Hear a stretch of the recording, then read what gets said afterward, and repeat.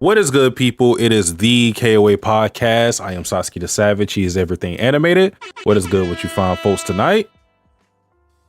Hello, everybody.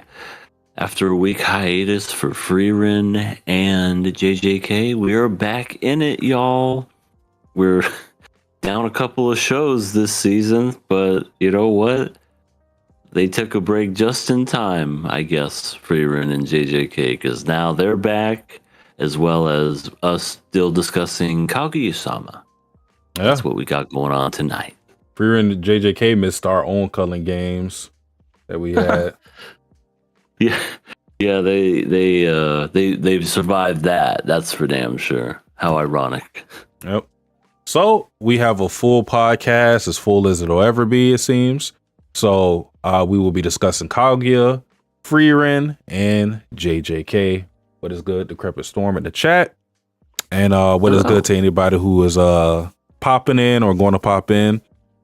So again, EA, I can't even do the preamble because this news that I'm about to bestow upon y'all is pretty grim. So I feel like it's not even appropriate to try. It seems like all we get today anymore. We got some to make you morbidly depressed. Now let's get ready for the KOA. It's miracle. Okay, so indeed, it's not a miracle. Yeah, if you have been in the fold of manga news, something major has happened in this this weekend. So brace yourself for this one. There have been mangaka, many mangakas, such as one, the author from the original author of One Punch Man from the webcomic, and Rumiko Takahashi, the author of Inuyasha. They have pulled their manga from Shogakukan, Manga One's platform, because it has been revealed that this editorial team has allowed convicted child sex criminals to work under them with a different pen name. One of which is Tatsuya Matsuki, which, if you guys don't know that name, he is or was the mangaka of Act Age until he did what he did, and that whole thing had to get canceled. And as well as another man, Shoichi Yamamoto. And what he did, I'm not familiar with the manga that he works on, but what he did, I literally cannot even discuss what he did because it is that outrageous. Damn. Yeah, it's pretty deplorable stuff. But yeah, these guys are convicted, not allegedly. These are convicted child sex criminals. With Shoichi Yamamoto, he was actually convicted in 2020. They knew about this. He did like 2 years, something like that. They got him under a new pen name and said, get back to work. And that he did under a different pen name. So a lot of mangaka are understandably outraged and, like I said, pulling their manga off this Manga One platform completely.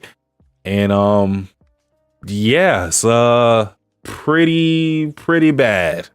It's pretty bad. That I don't even know where to begin with that. That's just, come on now.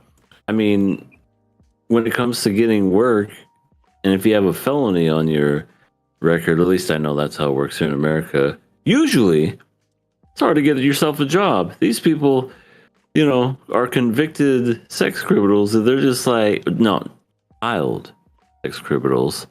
And they're just like, you got a pencil? You got a piece of paper? Get the fuck in here. Come on. Let's just start working. Jesus Christ. and they have since issued an apology about how they handled this whole We hired a situation. bunch of fucking weirdos. Mind you, it's alleged that they tried to pay the victim of Shoichi to, basically sweep this whole thing under the rug, allegedly. So, I think that apology can be thrown in the trash. How did they even find this out?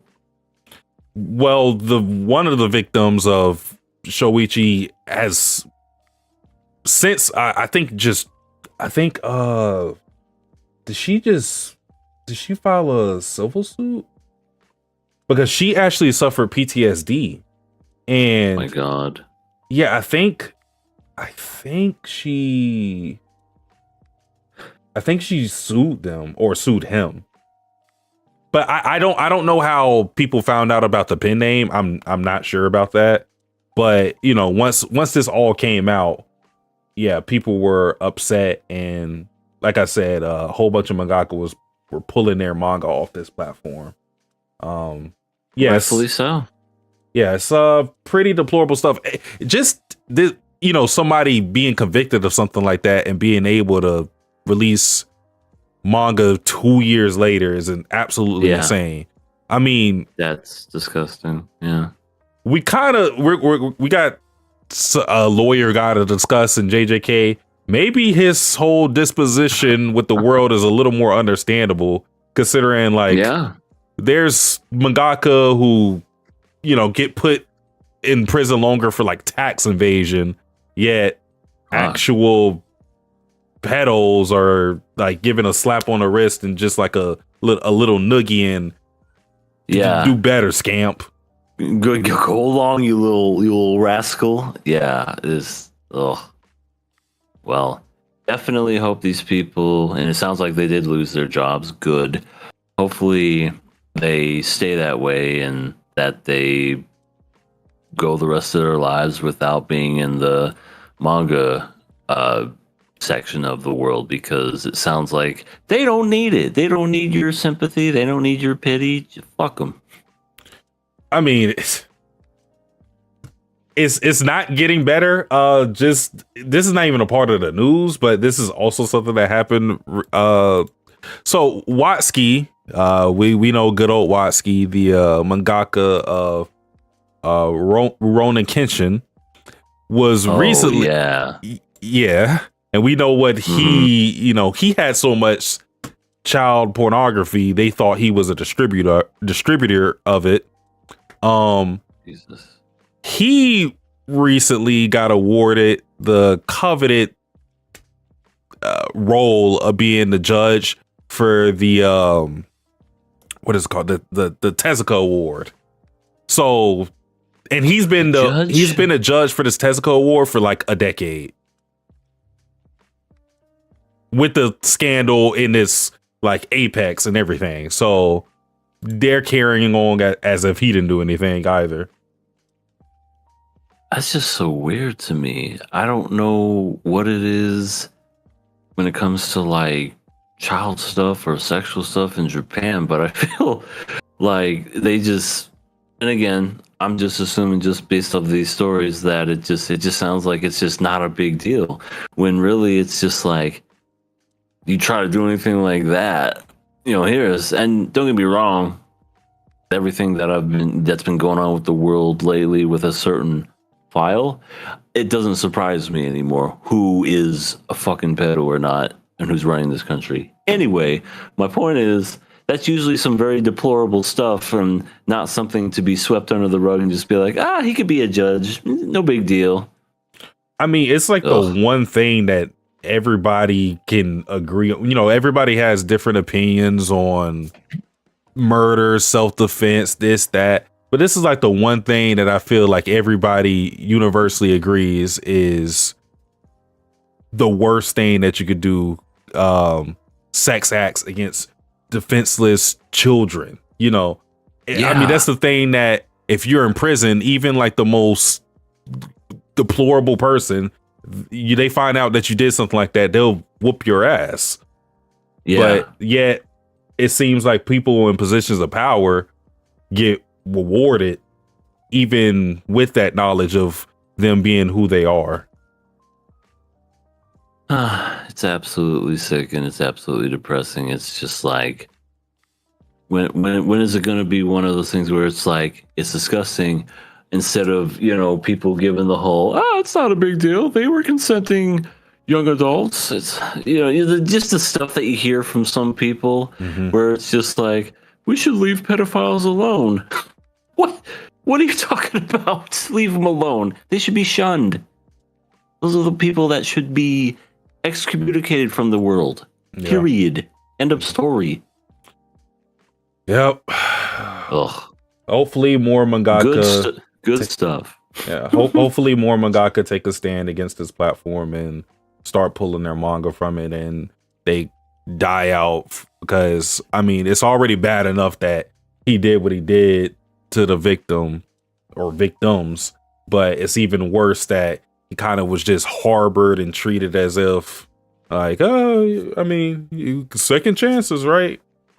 So yeah. I'm all for second chances. That is not a second chance opportunity. Somebody does something stupid, steals something, and they're young.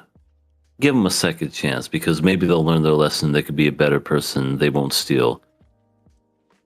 A grown-ass adult convicted of sexual crimes against a child. I'm sorry. And he wasn't even, that's the problem. He wasn't even in prison for 2 years. That's nothing for the severity of something like that. That's the real injustice, but yeah. Ugh. More depressing news.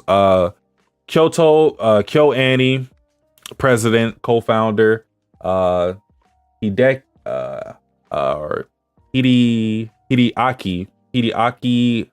Hata, died age 76. He was, carrying water for the company after that tragic fire. But yeah, he has passed away from old age. I don't know if any new person is stepping up or whatnot, but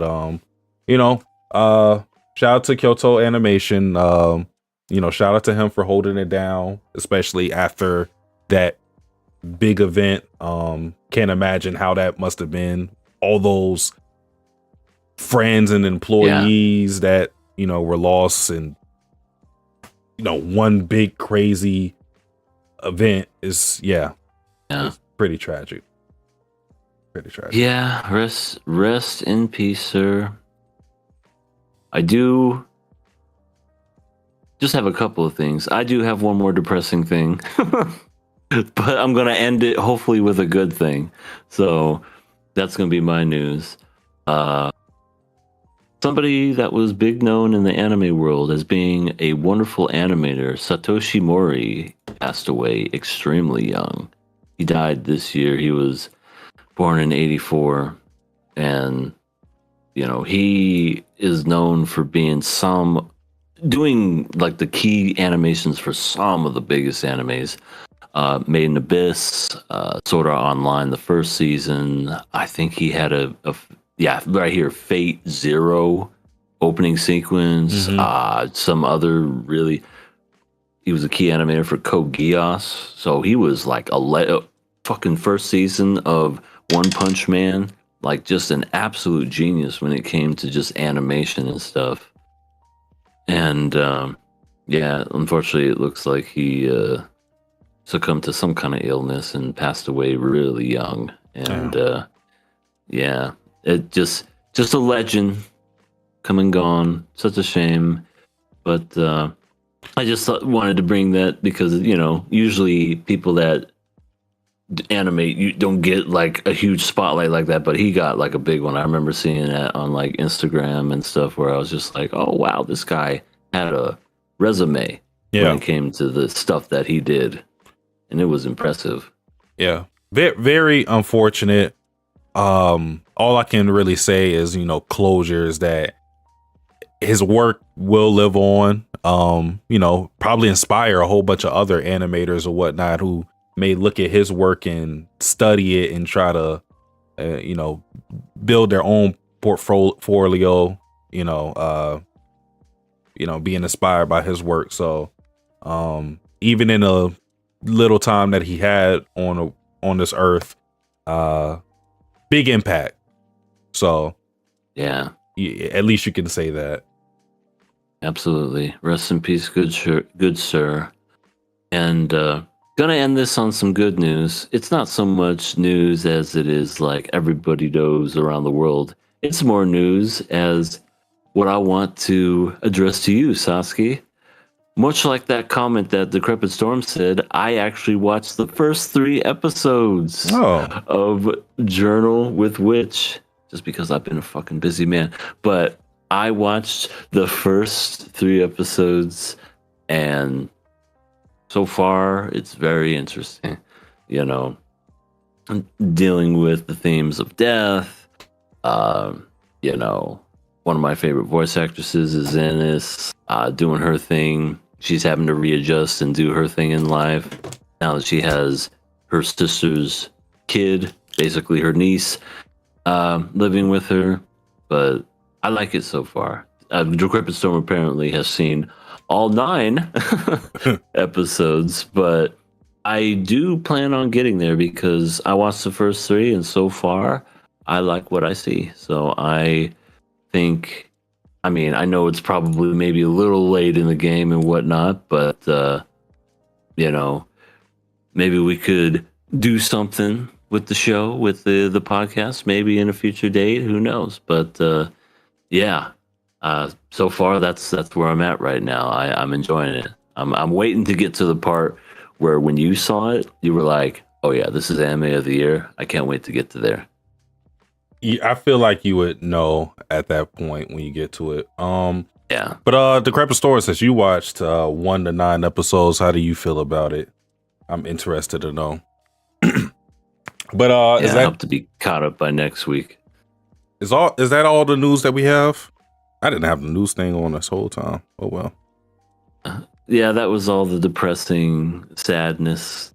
But I did see some other things in the news, but it's more just like stuff coming out next season because we're a month away from the spring season. So that's something to look forward to. But the closer it gets, we'll be sure to talk about the spring season. But I think it's like next Sunday, daylight savings time. Oh, brother. Officially ends or begins or whatever. I don't know. I live in Arizona, so it doesn't affect us. But that's what happens. That's all I know. He said, "Can you put away the safety measure before I give my answer?" All right, here for you. Look. There you go. You give him the courtesy, but you don't do it with me. Yeah, because like with the Decrepit Storm, I can't even use it on them immediately anyway. So, but if it gives him more, peace of mind, so be it.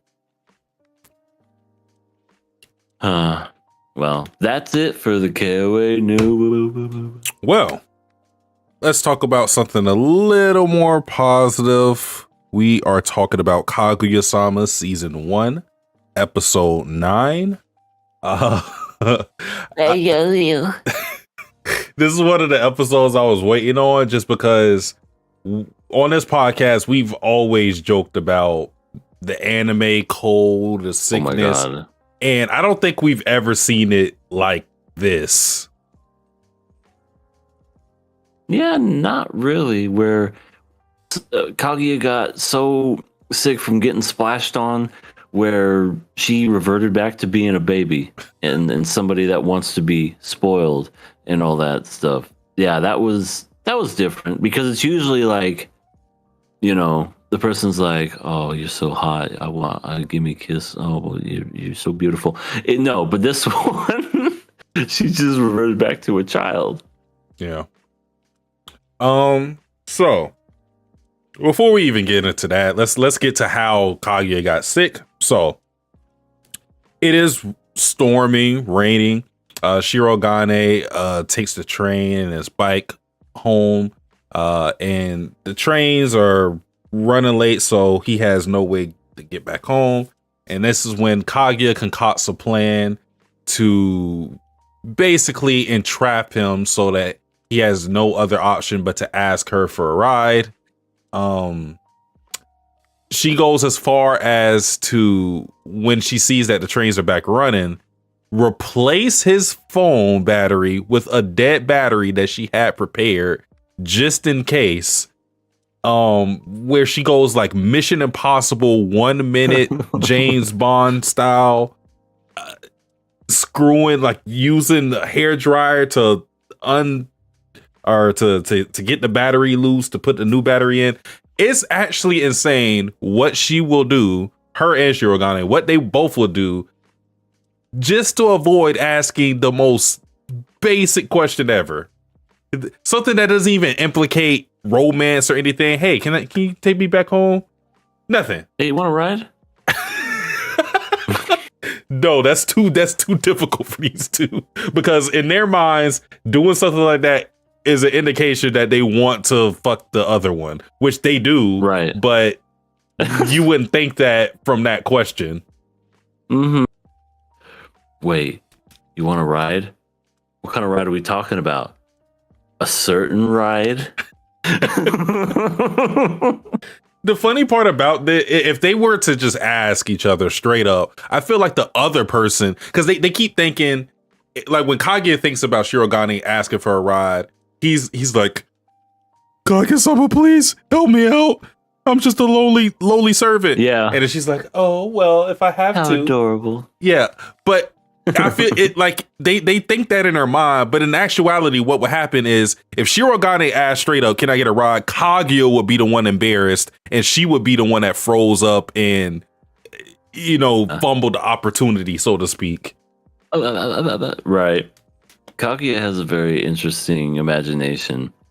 I don't know if it was the past episode or the episode before where she was just like thinking, making herself the big sister so that she can infiltrate, Shirigane's family and all that other stuff. And she just had this whole ploy, and the father's like, you're practically my daughter.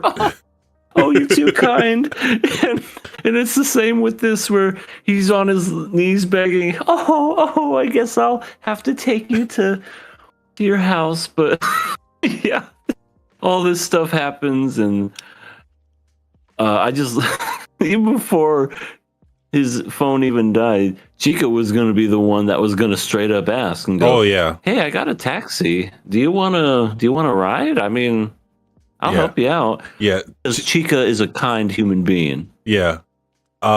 Chica, was about to play the Joker to these kings and queens once again, but Kaguya just had to put the kibosh on that because she's deathly afraid of thunder. So what she thinks is going to eat her belly button. I forgot what she said exactly. It's something crazy. Yeah, I don't understand that part either. She wanted to hold her ears. I understood that because it was loud. But she's like covering her belly button because she thinks the lightning is going to get her belly button somehow. I don't know. I was confused by that. Yeah. Kaguya just gets her out of the way. And yeah. Unfortunately for Kaguya, Shirogane is a little too prideful to ask for help. So he decides that instead of asking Kaguya for help, he's just going to huff it on his bike in the rain, full speed ahead. And he ends up passing by Kaguya, who's outside of the rain waiting for Shirogane to ask her. And he splashes her with water, which in anime, that is, water is like the strongest element ever. That bit of water, over for Kaguya. She gets a cold, and we get the illustrious baby Kaguya.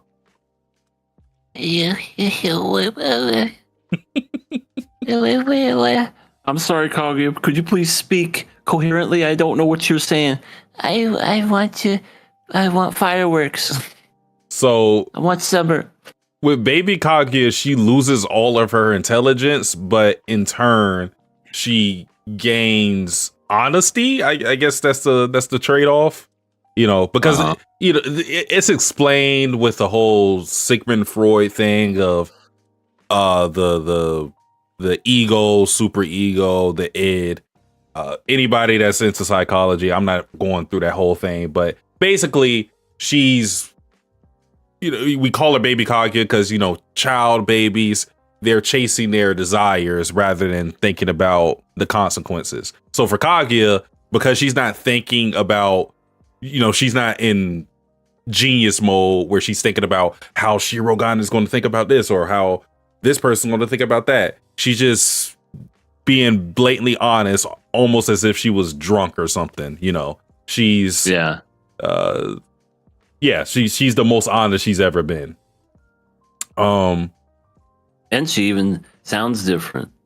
She's the same voice actress. She's so great. Like she could, like that just shows the talent of that voice actress. She just sounds like a completely different person when she talks versus how she sounds as regular Kaguya. Crazy. Let me read what the Decrepit Storm said. But yeah, it was pretty great. Good characters that you could really resonate with and exploring some very important topics. Yeah. I remember this episode fondly. It was fun to rewatch. I was confused by that too. Apparently, it's a Japanese superstition where kids are told the thunder god will take their belly buttons. Really? I had no idea. Better behave. What I like about this is that he used the sick trope, but actually gave an explanation for it. Yeah. No. We're gonna talk about the cars too. That's an odd thing to say to kids about the rain. It's gonna take your belly button. Interesting. I was just explaining the whole Kaguya thing because we weren't going to get to the Shirogane stuff first. They end up because Chika knows how Kaguya gets whenever she has a cold. She wants to because they had to give her handouts because obviously she didn't go to school. So Chika is gung ho to see her because she wants to like tease Kaguya because she finds her adorable in this state. And when Shirogane hears about how Kaguya is, he's thinking like, okay, this is the perfect opportunity for me to swoop in and, lay the moves on Kaguya since she's vulnerable now. So they decide, and Ishigami doesn't want to see Kaguya at all, but he's in the student council, so he has to play the game. But Chika decides, all right, how about we play a game of good old concentration for the chance to have fun time with Kaguya. And almost immediately, we get to see Chika's politician upbringing be relevant. Oh my god. She would be a perfect fit in Kakiguri. Everybody cheats in that fucking show. Yep. So she has marked cars that have numbers on the back of them if you look really, really, really close. So she tries to cheat with that. I thought the funny gag of it was Ishigami like being like gung ho to expose her as a cheater anytime it would happen. He was like, "What? You're a cheater? What? That's so embarrassing. You just cheated and he exposed you so easily. Don't you feel any shame, Kage or Chika?" I know.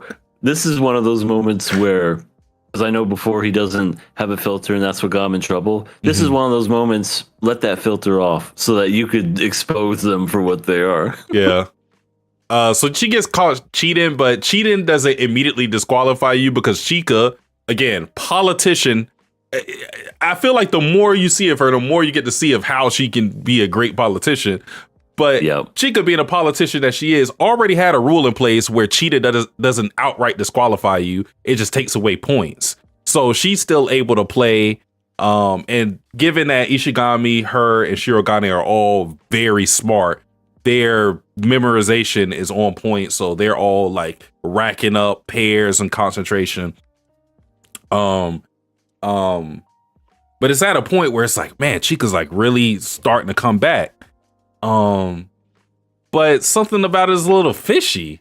It's like, hold on, what's going on here? Because she ends up picking up one card, going on a roll, but it's one card that she picks up that ends up being a king, which is a 13 if we're doing it by numerical values. And she puts it down, and it's like, wait a minute, why do you know about that card, Chika? So after that whole thing happens, Shirogane gets suspicious. But before that, Shirogane thinks about this whole thing of Kaguya getting sick, and he realizes that he's the one that basically got her sick by splashing her with the water. And what I like about Kaguya-Sama is that they kind of both realize whenever the other is trying to do something to get them closer together, even if they don't admit it in a moment. Because Shirogane very clearly puts everything together that, oh, Kaguya probably wanted to wait outside for me to ask if I needed a ride or something.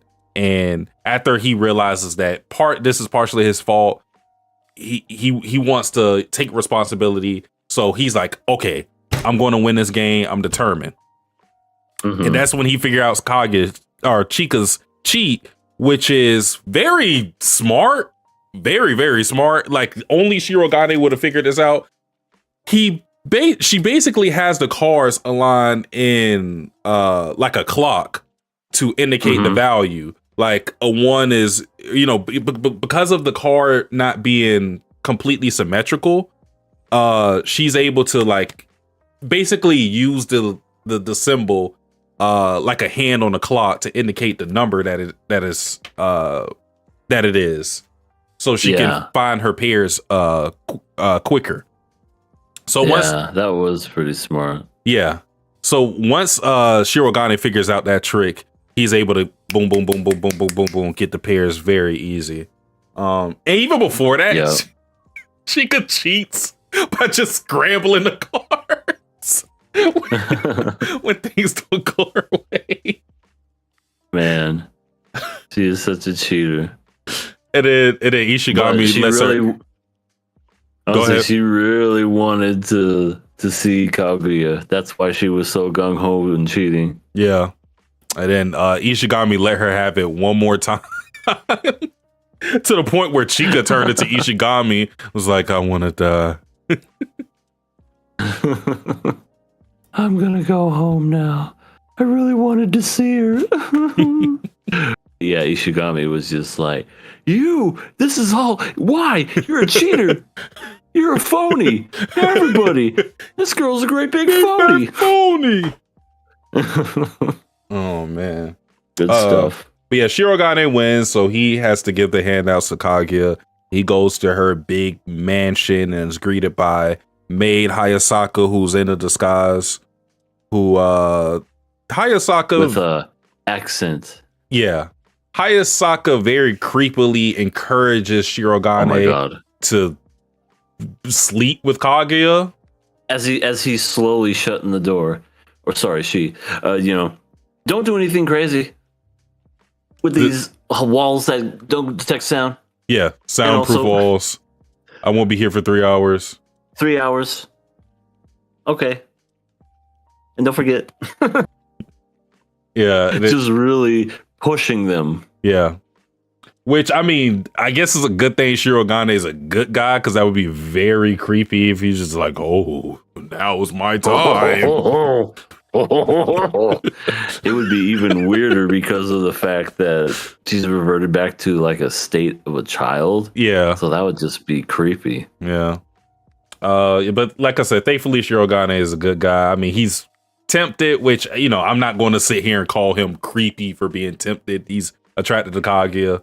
It is what it is. But Kaguya, is very honest with Shirogane, and in a moment of vulnerability, she apologizes to Shirogane about being difficult, because this is the first time she's ever been in love. So she really struggles with being true to herself and, going through these wacky shenanigans to get closer to Shirogane. So, it's a very tender moment. It's a moment that I really appreciate. And then they end up sleeping together. So, oh, damn. I'm sorry. No cap. That's what happened. They just were full on sleeping together. Yeah. I mean, I don't know where Kaguya got the strength, but she just straight up like snatches him like Resident Evil monster or something. Just When she wants something, she'll go for it. The Kermit store says that's Smithy A. Harsaka. Yeah, that was the name that she introduced herself with. But yeah, that's her politician name. Yeah, they end up sleeping with each other. And like actually just sleeping with each other because Shirogane was so tired that he was just like, nice ass bed. And Kaguya, has the cold, so she sleeps. But when she wakes up, she isn't as honest as her baby Kaguya form is, and kicks Shirogane out of her bed and out of her house. Which I guess part of getting over the cold is also amnesia, because she doesn't remember asking Shirogane to be in the bed with them. So yeah, it's that's how it always goes whenever you're sick. You don't remember anything you did because you were sick. Yeah. It's an anime cold. Yeah, it's an anime cold. So we know what it is. I always like with episodes like this where specifically with a romance when someone gets sick or whatever, I always do resent the fact that moments of vulnerability with one of the characters are kind of used as like a way to push progression without actually making it stick. I do resent that, but here I'm not really mad at it because I feel like it kind of reminds me of the whole thing that happened with Toradora, where Taiga, like, you remember when Taiga was sick and was on what was his name? Was it like, I'm just calling Ryu. Taiga. It was like Ryu something. I think his name was like Dragon.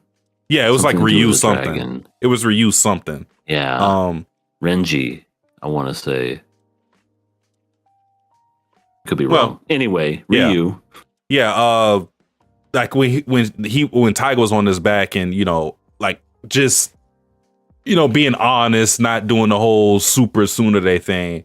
Moments like that, even if there isn't progression in a relationship, I do like those tender moments where they can just be honest with each other and not have to put up the walls and rail guards that they always have, because it just, at least for the audience, it may not progress in like the show, but at least just for the audience, it just shows you, okay, I know where their head is at. I know they're not just, I know this is going somewhere. It's reassurance of that. So although the whole sick trope thing in romances is definitely overdone, I actually like it here. I'm gonna be honest. Yeah, it's different for sure. It's not the cliched. Just say that you love me one more time while their brain is all fuzzy and they can't think of anything. Yeah, it's stuff that we've seen dozens of times before. Yeah, and Hero's actually pretty funny too, so that's a bonus, right. I think. The Crepper Store says they went full insomniacs after school. True, they did that whole sleeping together thing first episode too. I like how it's an anime code, but they spell out how it worked beforehand, like it's a hard rule system. Yeah, like anytime she gets a cold, she turns into baby Kaguya. Pretty funny. Let's hope Shirogane doesn't try to get her a cold on purpose. I'm curious to see what happens the next episode. It's like, how are you going to explain that? What were you doing in my bed, Shirogane? What, you don't remember? Maybe kind of... More than likely, Hayasaka's going to explain it, given that she's the one that ushered him in there. So she'll probably just explain what happened to Kaguya. That's true. Because Kaguya's going to have questions as to how he even got in the mansion. So she's going to have to explain that. Yes, as she was like, what happened? Oh, I just kind of, egged him on to be in this room for 3 hours with you alone. Yeah. No big deal. Yeah, I feel like Hayasaka at least owes Shirogane that, considering she was the one that instigated it. Because if Kaguya like think if Kaguya really thought something like that went on, like they had sex, yeah, Hayasaka kind of has to explain that didn't happen, or else it's going to look really bad for Shirogane. I mean, it's going to be interesting. Like, let's just say that for the sake of argument, they did have sex. How do you explain that to Kaguya? It's like, what happened?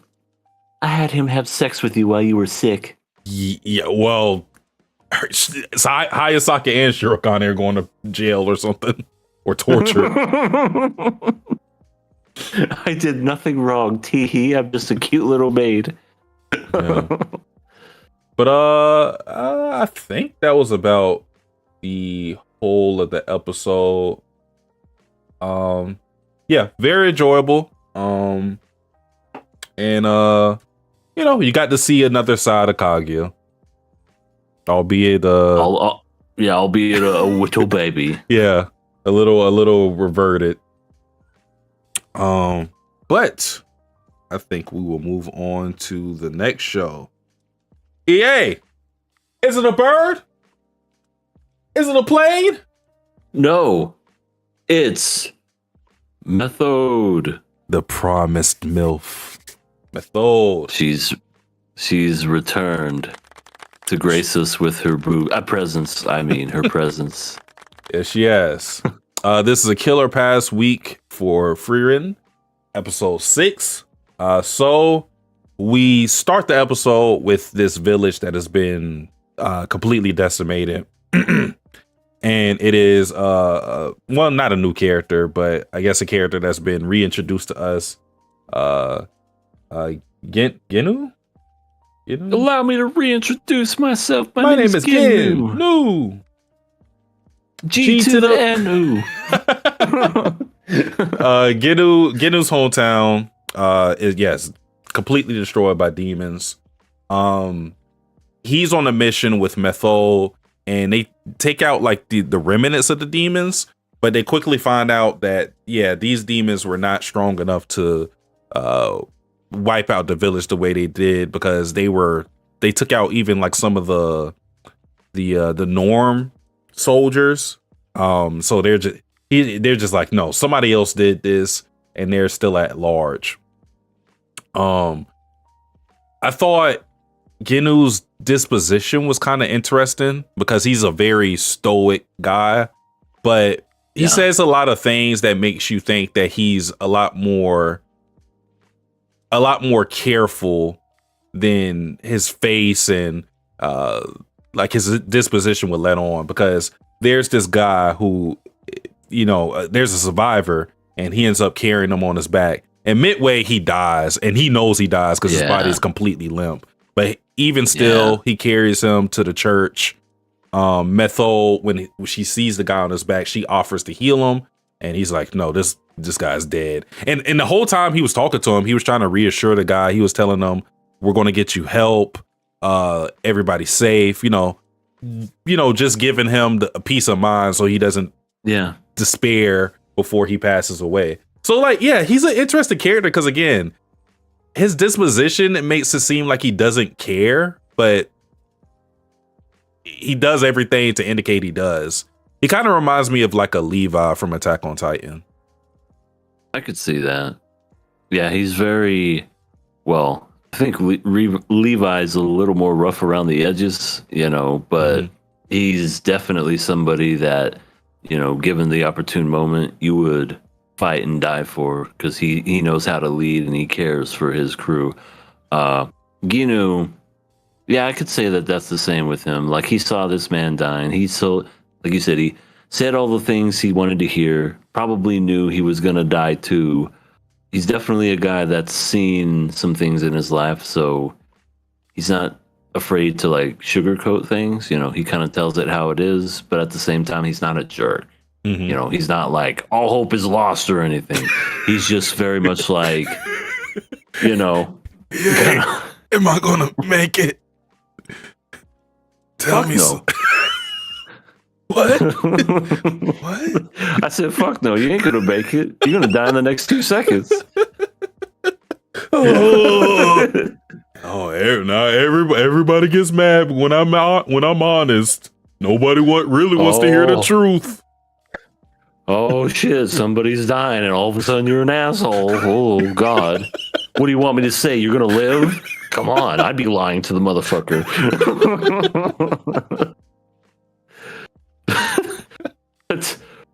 but no, it's like I said, it's more. I know this is later in the episode, but kind of like when he had his talk with Stark and how Stark, had his, where he was praying. I was waiting for him to go, "Why the fuck are you praying, motherfucker? It ain't gonna do you no good." But instead, he didn't do that. He was just like, "Oh, I see that you're praying. Is that a problem?" "No, just something that I noticed." Yeah. Yeah. I'm like, okay. It seems like he's kind of become jaded to the world because he has this. He talks with Method, and he talks about how he regrets the fact that villagers and innocents are the ones that are killed instead of first class mages like himself or even Method, because they are people. They're like soldiers. They're at the very least, they're at the very least prepared for an end like that, but not these people who are just living their lives thinking about futures that they're going to have that are cut short for them. Yeah. So yeah, he's a very, very interesting character, I feel. So him and Method are in a church, and he senses a presence, and Method also confirms, there's two mages and one warrior, and given that, we knew, okay, this is probably this is probably Frieren and friends, and lo and behold, it is. I thought it was funny that Frieren said that when she sensed Genu's mana, she thought he was a demon because of the bloodlust in it, kind of showing that he's like very, again, despite him being very stoic, he seems like very passionate, it seems. Yeah. Yeah, I mean, we are introduced to him when he decimated a demon after a demon was begging, "Please, I have a kid." He's like, "I've heard that before." Oh yeah. And then just blasts a fucking hole in him. Even takes the time to look and see if he was telling the truth, and goes, "There's no kid in here, you fucking liar." Yeah. And then just leaves. Yeah, he was like, at least tell a half truth or something. Mm-hmm. I thought that was pretty funny. Yeah. But they meet up. They Method tells them the whole situation, why they're here, and they go, these villagers got killed by some entity that we're sure is still out there. Can you help? And Frieren and friends are happy to help.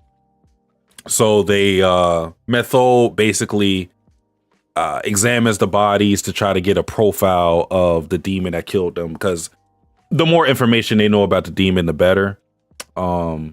So she, starts examining the cuts and works with Stark to basically replicate the sword movements to figure out how exactly this demon fights. And then I guess I can keep going with this. And in doing so, they figure out that the demon uses 4 swords, meaning that it has 4 arms, which insane. Yeah, which I feel like in most fantasy anime, whatever, that may not sound very significant, but considering how on edge these fights can get, where like just the like the most minute advantage can completely sway a fight. Like, for example, Fern's insane speed when it comes to spell casting.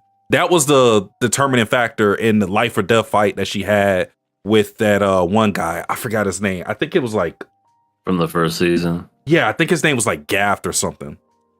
Something like that. That sounds right. Something like that is the deciding factor on whether or not you live or die. Her casting speed. So having 4 arms, having an extra set of arms is very significant, especially for someone that's an adept swordsman. It's basically like fighting a whole nother demon that's of the same level. So they hear this news and they're like, huh, well, shit. I guess the other thing is I don't know why this just so funny to me. That bread is so hard. I'm convinced they're not eating bread. They're eating those fucking bricks that you find on like a wall. Yeah. And they're just chomping, because when they take a bite and they eat it, it sounds like rock getting crushed. Yeah. When she just put it on the table, it just sounded like dominoes. I was like, oh my God. Are y'all about to gamble or eat? Like we're about to gamble with our lives with it. Motherfucker. Gamble with our dental care. Right. Yeah, that's, oh my God. I mean, when you're eating rations and you don't have any regular food, I guess brick bread is better than no bread. Yeah. Guess so.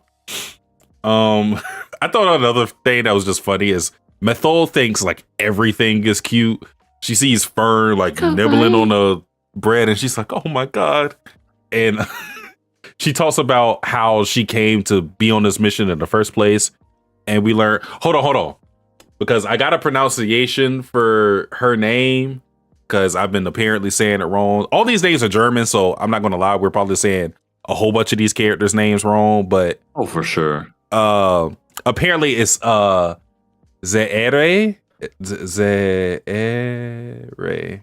or Zeri Instead of Zerie. Instead of Seri, it's Zerie. Yeah, Zerie. I think. Okay. I think. Interesting. But based on Zerie's orders, Method was to team up with Genu and dispose of these demons. The thing that's funny is that Method doesn't see Zerie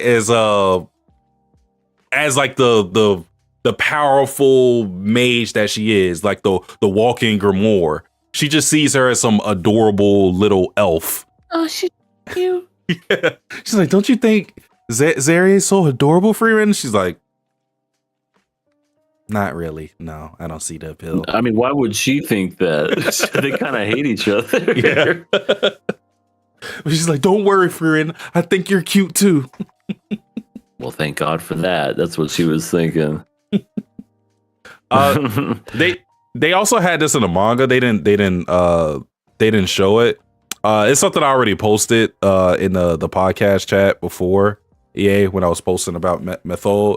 So oh yeah, Method always tries to pet Zerie's head, and she does it so much that she has been limited to patting her head 10 minutes a day. So she literally got limit rated. Because and she's like, oh, yeah, really? That's all? Only 10 minutes? I feel like that's a long time to pat someone's head, by the way. Oh, yeah, that definitely is. You're just like, this is almost done. 5 more minutes. Oh, God. Like a meter. Timing you. The Decrepit Store said, for my limited knowledge of German, that sounds right. Okay. Look at you. Zerie. Speed. Right? Yeah. All right. I thought the other interesting thing in this episode was the fact that they don't bury bodies. I thought that was really interesting. I thought so too. It's essentially like, yeah, we can bury them traditionally, but up here north we can't because it attracts creatures and demons and they eat the bodies. I'm like, well, I guess that would make sense. Yeah. I think it's just a way to show how ruthless and unforgiving the North Plateau is. You know, they can't even give people the, dignity in death. They had to put them in this mass graveyard or cremate them against maybe their wishes and others' wishes, because the demons are that bad and rampant in this area that, again, you can't bury the dead because that'll basically damn your village. Yeah. Yeah, that's rough. And all you got to do is cremate the bodies, essentially, at that point. That way, the demons don't come over and think, "Ooh, free snack." Mm-hmm. Yeah. The Crepper Store says, "I like how that means Zere considers method useful enough to put up with that." Yeah, I mean, maybe she secretly likes it too. I feel like that's also it. Maybe she likes it but doesn't like it. Maybe it's a little overbearing.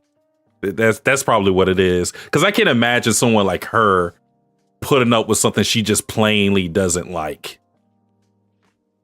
She is a Cinderella. Yeah. And Metho is pretty, I mean, she's very deserving. She's scared. Come here, those let me boobs. pet your head. Those boobs. I'm gonna pet your head and those boobs. I'm afraid of no man, but Metho, she scares me. But I was gonna say, she is deserving of her first class mage title because from her being able to use the goddess's magic alone, that's something that's very rare in a series. The only characters that I think that we know have it at this point in the story was old Hater from Frieren's old hero group. What's my man's name? Sign, the other priest guy who was a part of our current group, but went off to do his own thing to look for old Gorilla Man. I think that was his name. It's Gorilla something. Yeah, Metho. So the goddess's magic is very, very rare. So her being adept at it is it makes sense why she's worthy of first class mage status. But this was pretty much set up for a fight that we're going to get soon because this demon is probably at their hideout, but they'll probably sense that there's some mages and whatnot here, and they'll spin a block and try to get a little snack, and we'll then have our big fight. I'm gonna get you. But he just talks. Yeah, that was pretty much the episode. Yeah, real simple. Real simple, to the point. Nothing, no hidden agendas or anything. Just pretty much, hey, we're gonna fight this. Oh, it's got 4 arms. It's a demon. New character. Mm-hmm. Yeah, I thought this was more about just reintroducing these characters to us than trying to make the episode like climactic or anything. But it's just just a setup episode. But I enjoyed what we got. I thought Genu was a very interesting characters for the audience to digest. So hopefully we see more from him. And I wonder how he's going to react to this demon, considering that this is his, hometown. I know he said he doesn't really have an attachment to it, but again, he kind of contradicts himself a little.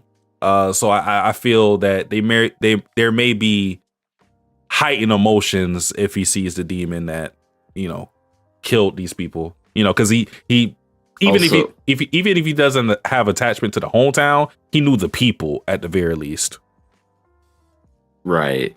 I was gonna say also Frieren kind of mentioned it earlier where she said you had the bloodlust of a demon. Mm-hmm. So I mean that very well could play into the fight as well, where maybe his emotions get the better of him. Who knows? Okay. So crazy. You're saying his emotions were heightened because of what happened.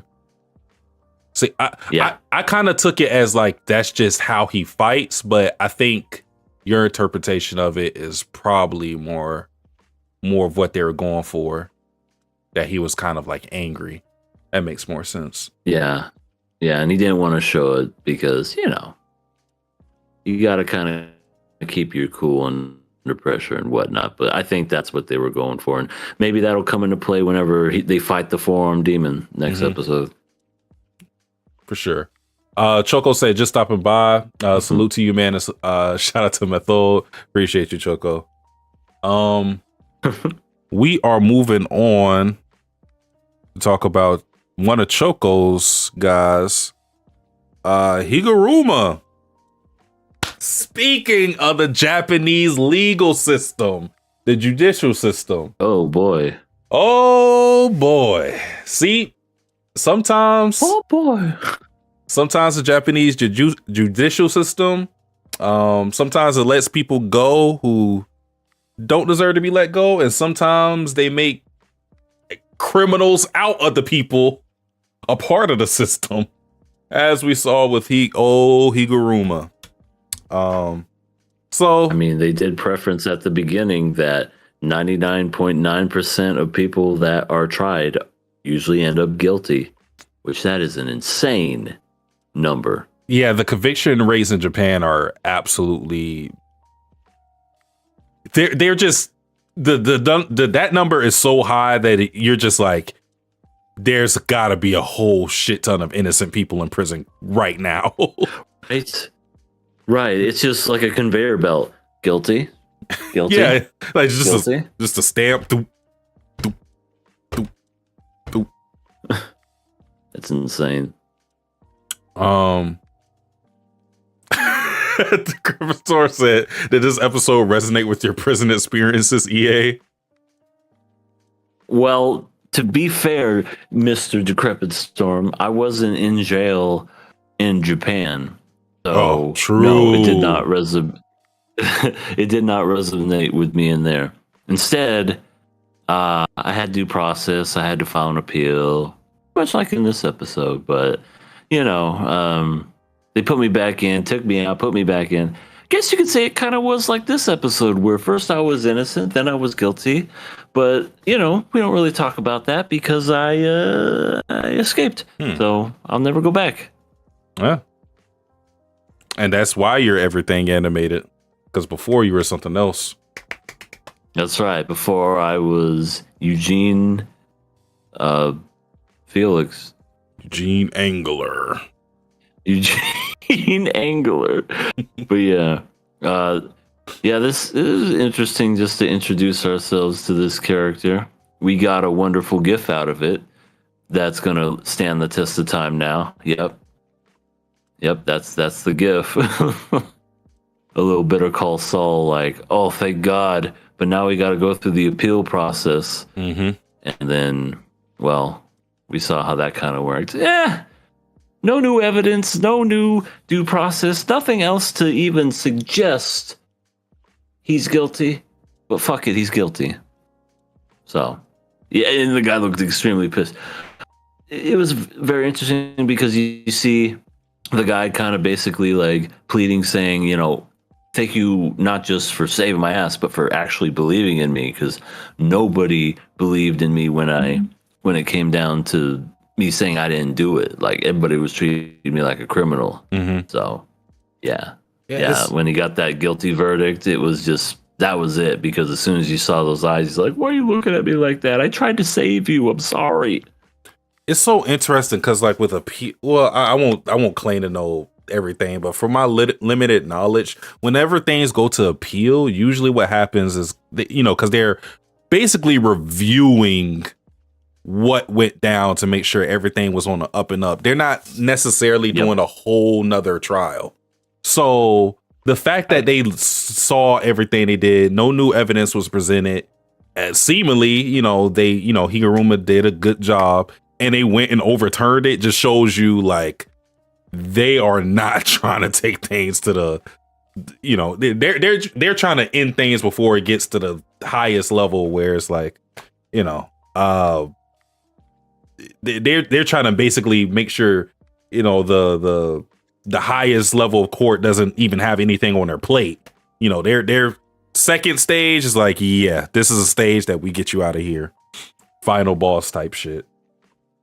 So the moral of the lesson, ladies and gentlemen, is if you do anything illegal in Japan, don't. because you will never, ever, ever, ever get off on it. And probably don't pick up the knife of that could potentially be a murder weapon. Because when we were explaining his story, I was like, Right? even the other lawyer that was with Higuruma was like, I don't know, man. He seems really what's guilty. this? No. This tastes funny. The whole idea was he picked the knife and he was going to turn it into the police later. I'm just like, brother, that's not your place. Sounds very sus. Yeah, like, and they explain it further. It's like, oh, he was working a shady job. He can't call the police out there. He's going to get fired and whatever. It's like, I can't. There's a lot of circumstantial stuff that make you go, oh, he may not have done it, but it's a lot of circumstantial evidence too that makes you go, no, he definitely did this shit. Yeah, right. Yeah, Like it just all signs point to being guilty, but dude, don't. Yeah, I'm sorry. That's why if, God forbid, anything like that were to ever come my way where I see something like, I don't know, dead body, knife, gun, anything, I'm not touching a fucking thing. I am calling the police and I'm saying, I found this gun on the ground. I found this body. Y'all take care of it. Bye. That way, I'm not the one that's like, well, why'd you pick up the gun if you didn't, you know what I mean? Because Lord knows. yeah. Lord knows. You cross a path and like, what are the odds of that dead body being there and you picking up the gun? It's like, no, no, I didn't happen. I was just trying to be a good Samaritan. Yeah. But you can't be a good Samaritan. You can't. The Crumple Storm says, if you do anything illegal, don't. Yeah. Basically erase your crimes from happening. Erase all the evidence. The real villain of this episode is this cat. Cat ratted on him. Yeah. Fucking snitch. Narc. So yeah, it was a really cool scene when he awakened his power for the first time. And because once the ruling gets overturned, he's out of it. He has the gavel. He's objection. Everybody back in their seats. And you see the form of the being, or like the Shinigami. It's a real cool scene. I really like his power. Mm-hmm. But yeah, that's when he awakens it, and we don't know how his power works now. But considering that he's killed up to, he has 100 points. I think he's explicitly stated how many 20? people he killed. I thought they said like 20. Well, they're basing that based on like sorcerers being worth 5 points. So like that, it's an estimate. Like he could have killed up to 20 sorcerers, but based on that scene, he's killed normal people too, like non-sorcerers. So he hasn't been getting points based on just like sorcerer. Because the reason why they're estimating that he killed sorcerers instead of like non-sorcerers is because if he killed sorcerers, he's probably a good person because he's killing people that would be able to defend themselves. But if he's killing non-sorcerers, he for sure isn't a good person. No. That's the And whole. he's also thought. a lawyer. Oh yeah, that's the thing. I mean, he's a defending lawyer at the very least. He's not a prosecutor. I'm a little more on edge with prosecutors. Yeah. Guess it really depends, because it depends on who they're defending and what kind of person they're defending. And yeah, prosecutor, you can go the same way, especially if you go after somebody who it's like clearly it's like, why is this even going to trial? This is obviously an unlawful arrest or whatever. And yeah, those people suck too. But he likes to take baths with his clothes on. He's just doing random shit because his like whole sense of morals and ethics are so out of whack that he's just trying shit just to try shit. He's just like, hey, Yuji, you ever took a bath with your clothes on? No, I'm normal. What is normal? Like that's his whole thing. What is normal? I have a finger. There's a little bird inside it. What's that? They just go squawk. Yeah, I know. He's just really Yeah, what the fuck are you talking about? And then too, like, how did he get this bathtub in a theater in the first place? He carried that, and man must have had a lot of time on his hands. It's like, either get me a hose or I'm just gonna bucket this thing over and over again. Oh my god, I couldn't even imagine. Yeah, you got to think about that too. He had to fill it up. Like, what the fuck? What was the plan here? This isn't water. Whoa. it's like the Breaking Bad scene. This isn't meth. Oh. What? Love that scene. The Credible Store says, I think they said Higuruma and the other guy have killed 60 sorcerers between them. Yeah. Okay. That's a good amount of people. Kashimo, I think that's his name. Oh, speaking of which, oh no, the lady was lying. Remy Ogatami is a masochist. Remy lied? Remy. Can you believe it? No, not Remy. She's so trustworthy. Oh, I know. She just only said drop to your knees and you could be a knight or whatever. I can't even remember what she said, but it was very much like not trustworthy at all. But yeah, sorry, Satsuki. I know you look very disappointed, but yeah, she lied. So instead, Megumi got taken to this dude wearing nothing but receipts on his body. He looks so goofy. Oh my god. That is the stupidest outfit I've ever seen in my life. Like, who could take that man seriously? You say that, EA. The fight that's coming with Megumi and Reggie is actually like one of my favorite fights. He looks extremely goofy, but it's a very good fight. It's honestly one of the best Megumi moments for me. The fight that's coming up with him, it's a really good fight. Hopefully the anime does it justice. I can't imagine that the anime won't do it justice though. So I'm probably gonna feel killing it this year. Yeah, I'm probably gonna feel better about it in the anime. Yeah. He said he had classes on swimming in clothes in school. What? Yeah, I think he's gone insane. Yeah. I don't think there's any talking to this man. Probably makes sense. I like I said, I get it. Like, the whole point was that he's kind of using the Culling games as a substitute for the Japanese justice system because he's grown so jaded and wary of it that he figures, at least with the Culling games, there are rules that are to be followed. So he's just like, I can kind of take justice to my own hands, do my whole vigilante thing. And with the Culling games, again, there's rules in place. So, perfect time for him to turn into a villain. Speaking of games, I just realized we totally didn't kill or pass Frieren. Oh, shit.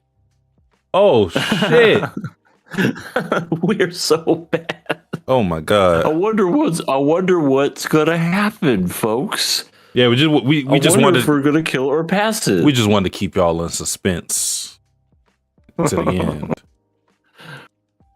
But I'm passing Frieren. Pass. Yeah, pass. Put up the screen.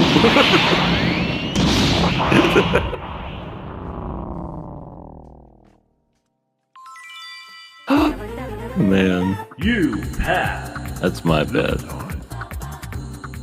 My bad too. Well, we both bad. It has been passed. But yeah. So Megumi is fighting Reggie. Remy is a liar. Cool. We actually no, this is not cool. I gotta go and ask Gege why he even went about this whole thing the way he did, because honestly, it feels so inconsequential. No. Well, besides that, besides him being the king of misogyny, I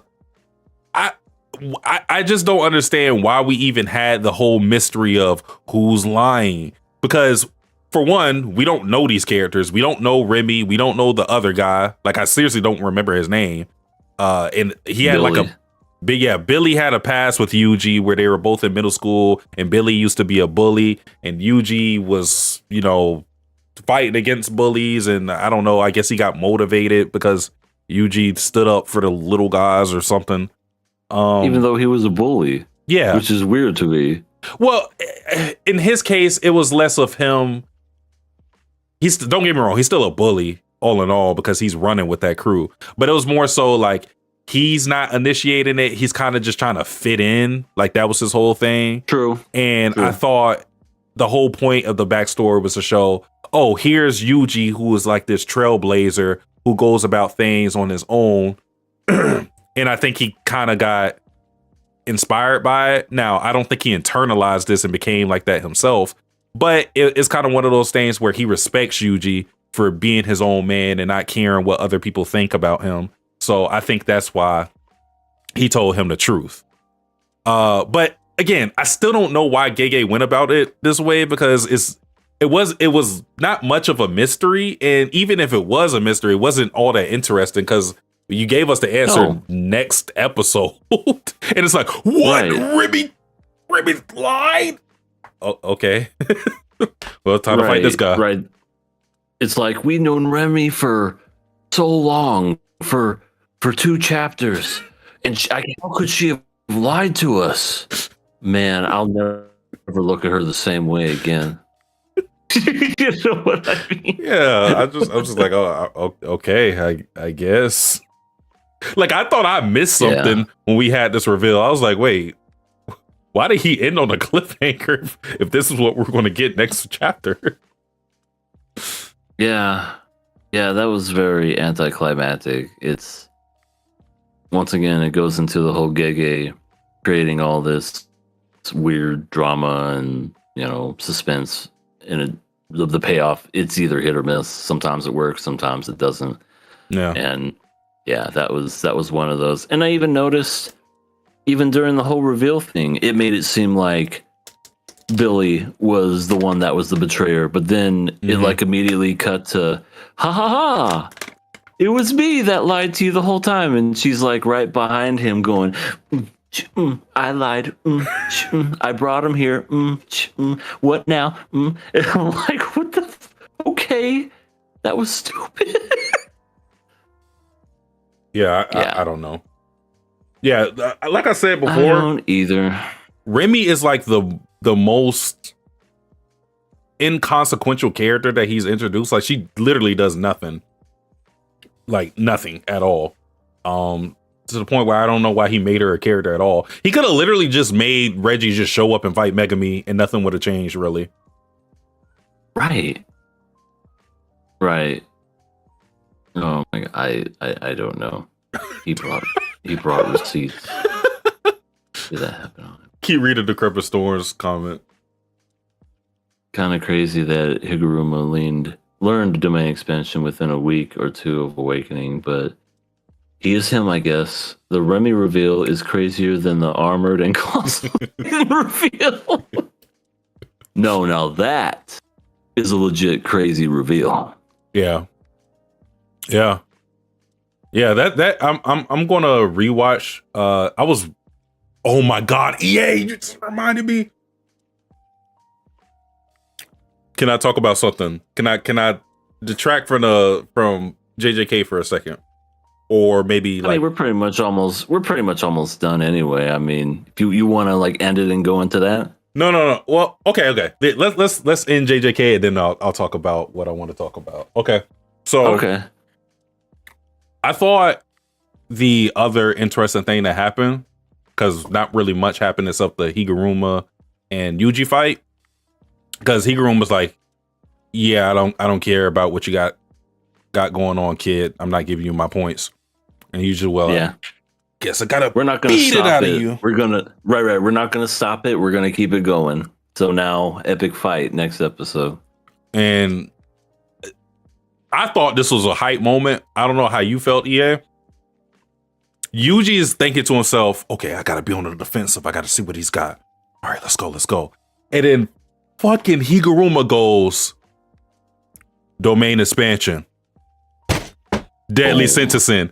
Immediately, I said, "Oh my god!" He didn't want to wait.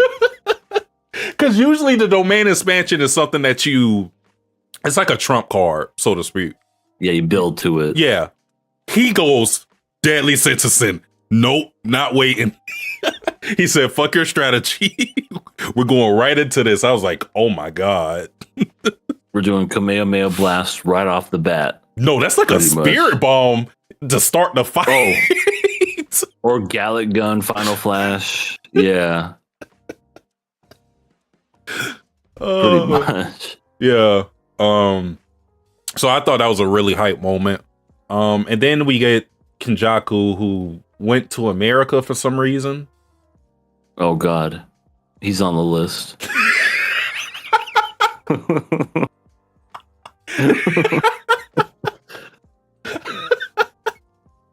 That's what he's doing on there. He's like, gentlemen, I would like us to discuss about this particular list and how I can get my name off of it. Oh my God.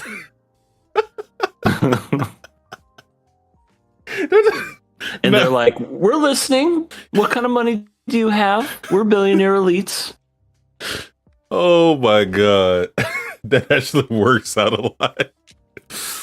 Oh, but yeah, he's in America for, I don't know, nukes or some shit. But yeah, I guess we'll see later. But Higuruma, interesting character. Hype for that fight, especially. Me reading the manga, I really enjoy the Reggie and Megami fight, so hopefully people like that one too. So we got a lot to look forward to with JJK. A lot to look forward to. Yeah, gonna be fun. Kenjaku's bringing Now, Trump what's some the thing gold bars wanna... and planes. Oh my God. Okay. So what did you want to discuss? Yeah. So I was watching. I always watch anime on stream, right? So I'm almost finished with 91 Days. I finished Madoka Magica, and I rewatched the movie. By the way, I on a rewatch. Oh my God, I love that movie. What else? Watching Anne Shirley, really enjoy that anime. I'm almost finished with Shadow's House. I never watched the anime until now. Only read it. Point is, I was watching a lot of good stuff, right? And me, I got something wrong with me. I feel like for me, there needs to be a balance of good and bad to appreciate the good. So I was like, I said to myself, all right, I need to start watching some bad anime to like balance this out a little. Because it's been a while since I watched a bad anime. I think the last bad anime I watched was Future Diary. Yeah, since that. So, you know, I have a wheel that I spin to see what I'm going to watch. Because I'll put up the options, whatever. So I was thinking about some bad anime I was willing to watch. And I was like, okay, I'm going to put on a wheel Persona 5 the animation, Kaze no Stigma, and there was one more other anime that I put on there. One anime that you're familiar with. Oh, okay. Oh, okay. An anime that C-Tactus is familiar with. Okay. An anime that Rising Sun is familiar with. Okay. An anime that we've talked about on this podcast countless of times. An anime that forced you to change the format of a podcast. No, I know what you're talking about now. I watched Rent a Girlfriend. No.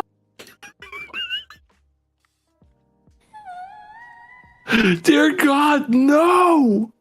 I watched 3 episodes of Rent a Girlfriend. Season 1. I don't know. Yeah, I watched these 3 episodes. I don't know how y'all got as far as y'all did. In these 3 episodes, I was sitting here like, yo, this is unbearable. I hate everybody. It's fucking terrible. I hate everybody. Because I thought it was just like, okay, I'm obviously gonna hate Kazuya, and I'm gonna dislike the girls for the most part. I didn't know anything about his friends. I didn't know about the grandma. I didn't know about none of these characters. I said, wait a minute, I hate them too. The friends. There was a point in the episode, it was like episode 2 or something, where they look at mommy, who is his ex, and they say something to the effect of, yo, bro, she's easy. And I was like, what friend? Such a good friend. Yeah, what friend says that about your ex? What's going on here? And they were grilling him because he was with Chizuru. They were like, this your girlfriend? No way you got her. And I was like, oh my God, this is so annoying. How are these guys friends? I don't get it. Misery loves company, I guess. I don't know. But don't tell me you're going to watch the whole 5 seasons. Oh, no. Satsuki. No. I was about to say, don't. I told you, EA, I can't take. I don't know if I can make it through this season. I'm determined to watch season 1, but I don't know how the hell you guys got past season 1. Because at this point, a hell of a drug. Something. At this point, I'm like, this is hard. This is very hard because I just dislike everybody. Like, I can't even. You know how I used to, like, whenever sometimes you guys would watch Rent a Girlfriend, I would pop up in the chat and I would act like a mommy fan, ironically. Yeah. I can't even do that anymore because she's so terrible. I can't even do that in good conscience. So, do you plan to watch more, or like what? What are you doing? I'm going to finish the first season. As far as anything else, nah. I would have to get paid. I was about to say, yeah, I would have to be monetarily compensated. Well, I guess someone's gonna have to pay you on the stream or something. But yeah, like, I think, what was it, season 2 or I can't remember what fucking season it was, but it was the very infamous quote of the "I don't like him, but I do not like him." Like, that is what I call peak suck. And I understand season 1 is like really bad, and I knew it was bad from the jump, and I did reviews of it just because I knew how bad it was, and I knew it would garner views, and I got views and whatnot. But man, once you got to that point, and we're already at what, 400 chapters now of maybe she likes me, I don't know, ooh, I get nervous and sweaty. It's so bad.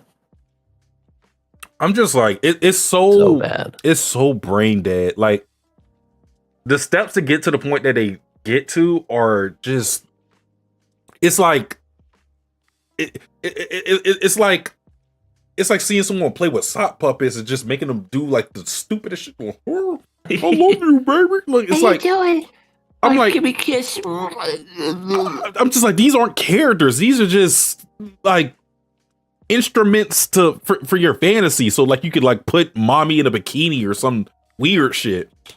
Like in the first episode, he has Chizuru and Kazuya go into one of the hospital rooms that's empty, and he has, because Kazuya and Chizuru are hiding from their grandmas, they go under they go on top of the bed with the covers over them, where Kazuya's on top of Chizuru and his dick is getting hard. I'm like, what is this? what is this? Like, actually, it's terrible. It's for horny prepubescent boys, because no adult would watch that stuff. Kazuya has gotten horny off the thought of mommy being fucked by another man at least 4 times. And you only watched the first 3 episodes. Yes. It's a constant thing. No. I'm gonna wait till you stop drinking that. Okay. He masturbated to a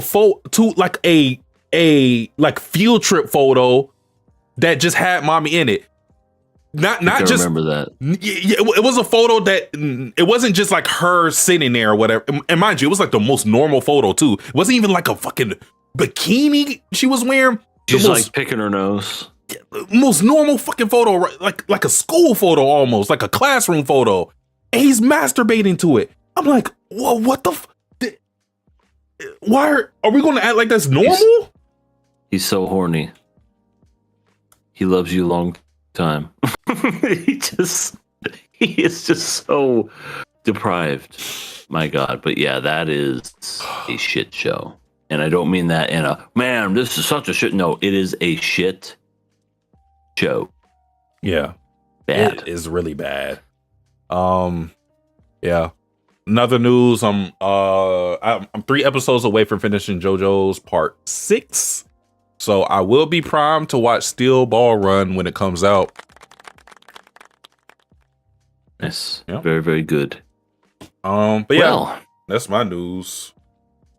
That's your news. Well, you heard my news earlier when I was telling you about the journal with Witch, so I'm gonna continue watching that to where I get completed. But hey, Satsuki, we have a viewer question. Oh, sure. Viewer question. And it's only one question, but I feel like it's a pretty good question. And here is the question. Is there an anime that you didn't like at first, but upon rewatch, you enjoyed it? I feel like I've said this notoriously, but I think that's what happened to me with Kill La Kill. And Kill La Kill is, funny enough, one of my favorite anime. Yeah. I want to think about if I can think of something more interesting, because I feel like I've said that with Kill La Kill before. So let me think of something else. Yeah, go ahead. Me, I always go back to Demon Slayer. I thought Demon Slayer was very much formulaic and boring at first. But it is true. Once you get to that episode with the spider and he learns that fire dance technique, it becomes a brand new anime, and it's really good after that. Another big one for me would have to be Made in Abyss. Ooh. Only because this was an anime that I began watching and I never finished. But I remember feeling going, this is okay. I don't see myself ever finishing this or watching the rest of it. But then it was because of that one season where you were like, you need to like rewatch this. And I'm like, let me slog through it. Let me try. And it turned out being like one of my favorite animes, you know, because of that rewatch where I was just like, this is a lot better than I thought it would be. So that's 2 big ones for me. I think one was actually Trigun. I think I tried to watch Trigun when I was, I don't know, I want to say like 16, 17, like that. And me being 16, 17, I was a meathead to the point where I saw like when Vash was doing like the wacky shenanigans and I saw him like eating donuts and I was like, yeah, turn this off. I was like, where Inuyasha at? Yeah, I wasn't with like the goofy antics or whatever, because I wasn't a person that liked joy. I wanted blood and carnage and serious stuff. So I think Trigun was one for me. Obviously, I love Trigun now. So yeah. So yeah, Trigun, Kill La Kill. I can't think of another one off the. Well, you said Demon Slayer. Yeah, so that was another one. That's a good. Kakaguri. Ooh, I didn't like Kakaguri when I first watched it. I And now it's completely like one of your faves. yeah, I completely changed my tune when I read the manga because I think the manga is a lot better. But I wasn't ready for Kakegurui the first time I saw it. I just wasn't. I was ill equipped for it. So yeah, those are the ones I would say. So appreciate the viewer question. If you guys want to submit your questions, as always, you could look in the description, see the Google Doc, click it, and submit your questions, and we will answer it next podcast. So yeah, always an option, or you could just be in the chat whenever we do this. 8 p.m. Eastern Standard Time might change based on daylight savings. Yeah, it's changing. Nothing changes for me though. Well, except for the time zone. That does change, actually. But I'm still off on Monday, so it's not a big deal. Yeah. So I mean, that probably won't change. 8 p.m. Eastern Standard Time. You can just be in the chat like the Crepper Storm, ask your questions that way, and we shall answer them. But that is about it for the podcast. So appreciate you all for watching. Appreciate you, Decrepit Storm, for showing up, showing out as always. We hope anybody watching the VOD, have a good night, morning, afternoon, wherever you may be in the world. Peace and love from the KOA family. Satsuki the Savage, everything animated. We out. Later.